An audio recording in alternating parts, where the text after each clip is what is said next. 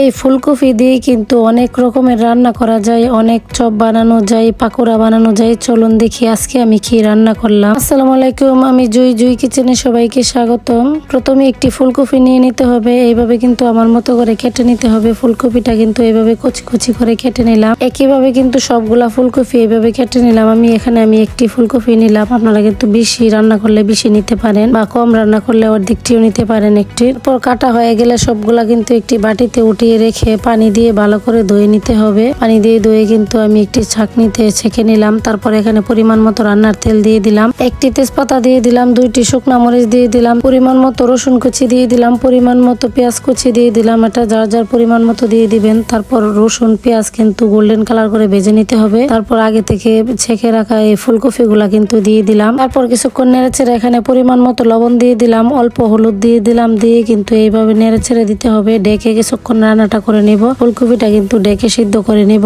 কোনো রকম পানি ব্যবহার করব না। তারপর এখানে কয়েকটা কাঁচামরিচ দিয়ে দিলাম। এইভাবে কিছুক্ষণ নেড়েচেড়ে রান্নাটা করে নিব। ফুলকপিটা সিদ্ধ হয়ে আসলে কিন্তু এখানে আমি একটি ডিম দিয়ে দিলাম। তারপর 1 চিমটি ভাজা জিরার গুঁড়া দিয়ে দিলাম। ডিমটাকে এইভাবে কিন্তু ভেজে নিতে হবে। ভেজে তারপর এই ফুলকপির সাথে কিন্তু মিশিয়ে নিতে হবে। এই ভাজিটাতে কিন্তু ডিমটা দিবেন, ডিমটা দিলে কিন্তু খেতে ভালো লাগবে। তারপর এখানে পরিমাণ মতো কিছু ধনিয়া পাতা দিয়ে দিলাম। ধনিয়া পাতা দেওয়ার পর কিছুক্ষণ নেড়েচেড়ে নিলেই কিন্তু আমার রান্নাটা হয়ে যাবে। একদম সহজে কিন্তু এইভাবেই ফুলকপির এই ভাজিটা করে নিতে পারেন। এই ভাজিটা কিন্তু রুটি, পরোটা অথবা ভাত দিয়েও খাওয়া যায়। খেতে কিন্তু অনেক মজা। একবার বাসায় ট্রাই করে দেখবেন। আশা করি আজকের রেসিপি সবার কাছে অনেক ভালো লেগেছে। ভালো লাগলে লাইক, কমেন্ট, শেয়ার করে দিবেন। আজকের মতো এই পর্যন্তই। আল্লাহ হাফেজ।